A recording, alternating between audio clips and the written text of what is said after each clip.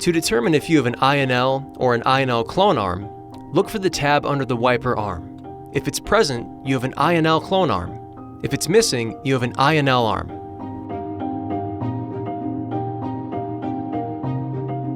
Here's how to install a Rain-X Silicone AdvantEdge blade on an INL arm. Locate the buttons on both sides of the adapter. Squeeze buttons and flip open the cap. Next, to remove the adapter cover, hold the wiper blade with one hand and remove the adapter cover with the other. You're now ready to install the blade.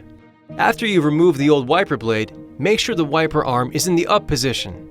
Insert the adapter under the hooks of the wiper arm and press into place. Close the cap until it locks into place with a click. Tug on the blade to make sure it's properly fastened.